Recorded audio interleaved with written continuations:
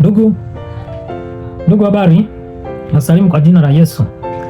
Jambo ambalo Mungu apendi kwa wanadamu, jambo mojawapo ambalo Mungu apendi kwa wanadamu ni pale tunapomwacha yeye na kutegemea vitu vingine. Yaani tunapoacha Mungu na kutegemea miungu mingine au kutegemea vitu vingine. Ni jambo mojawapo ambalo Mungu alipendi hata kidogo.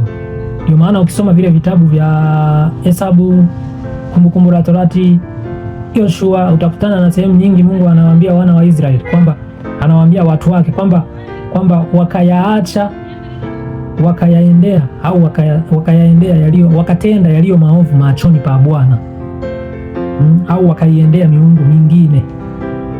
Na maana Mungu wakati wote anatamani tumfanyie ibada, tumtegemee yeye, tuwe tunakaa katika hali ya kumwomba, mawazo yetu yakae katika fikra zile za tenda mema kila wakati.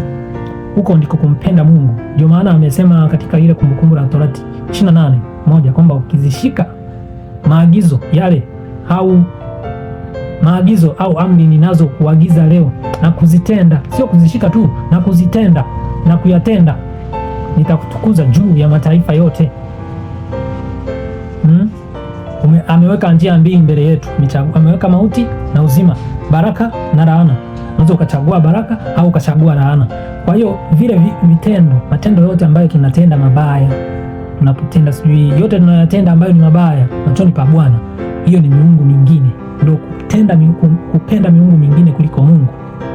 Mfano hapa Yoshua 24 mstari wa 14 anasema, basi sasa mcheni Bwana mkamtumikie kwa unyofu wa moyo na kwa kweli, na kuiweka mbali miungu ambayo baba zenu waliitumikia ng'ambo ya mto na huko Misri, mkamtumikia yeye Bwana. Nanyi kama mkiona ni vibaya kumtumikia Bwana, chagueni hivi leo mtakayemtumikia, kwamba ni miungu ile ambayo baba zenu waliitumikia ng'ambo ya mto, au kwamba ni miungu ya wale wa Amori ambao mnakaa katika nchi yao. Naona hapo, chagueni leo tutakayemtumikia, kama ni miungu ya baba zetu au miungu ya tuliyokutana nayo hapa katika uso wa dunia.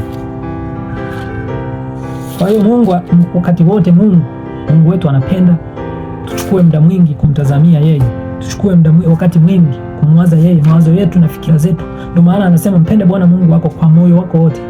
Nishafundishaga kwamba moyo wako wote maana yake kwa hisia zako zote, kwa maamuzi yako yote,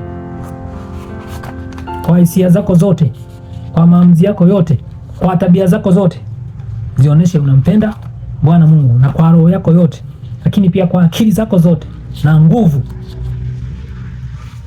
Naona hapa katika, nisome katika wa Efeso, tuone hata Agano Jipya huku wa Efeso hapa katika wa Efeso 5 naanzia mstari wa kwanza, anasema hivyo mfuateni Mungu kama watoto wanaopendwa, mkaenende katika upendo kama Kristo naye alivyowapenda ninyi, tena akajitoa kwa ajili yetu sadaka na dhabihu kwa Mungu kuwa harufu ya manukato.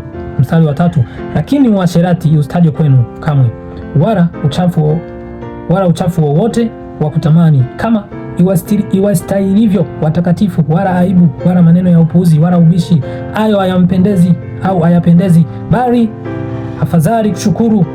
Maana neno hili mnalijua hakika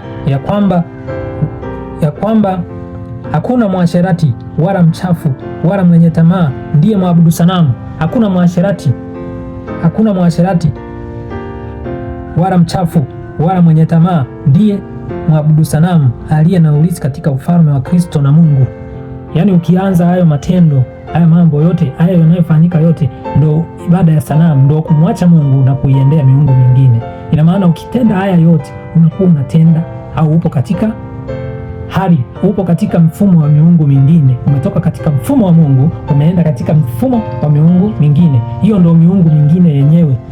Miungu mingine sio vitu fulani ambavyo havionekani. Ni hivi hapa, uasherati, ibada za sanamu, hivi vyote ni miungu mingine. Some hapa na Wakolosai 3 kama sijasahau, Wakolosai 3 hapa, Wakolosai 3 wanasema, basi vifisheni viungo vyenu vilivyo katika nchi.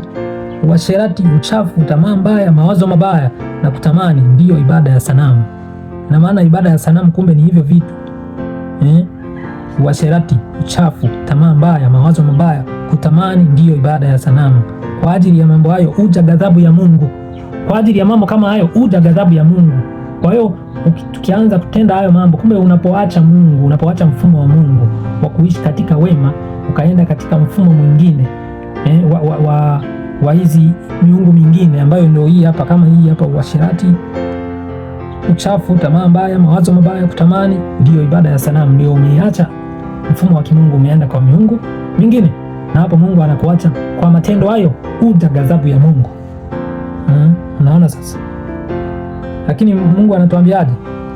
Basi mkiwa mmefufuliwa pamoja na Kristo, yafuateni yaliyo ya juu, aliko ameketi mkono wa kuume wa Mungu. Yafikirini yaliyo ya juu, sio yaliyo katika nchi, kwa maana mlikufa na uhai wenu umefichwa pamoja na Kristo katika Mungu.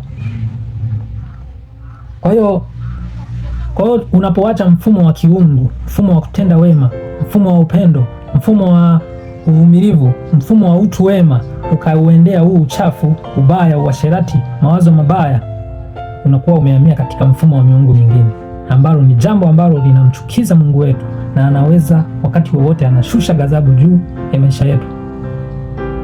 Kwa hiyo ndugu zangu, tuishi katika ile hali ya kuwaza yaliyo ya juu aliko Kristo, kama alivyosema hapa Paulo anavyotushauri 3:1 kwamba basi mmefufuliwa pamoja na Kristo, yafuateni yaliyo ya juu aliko ameketi mkono wa kuume wa Mungu. Yafikirini yaliyo ya juu, sio yaliyo katika nchi, kwa maana mlikufa na uhai wenu umefichwa pamoja na Kristo katika Mungu. Kristo atakapofunuliwa, aliye uhai wetu, ndipo ninyi mtafunuliwa pamoja naye katika utukufu wake, katika utukufu.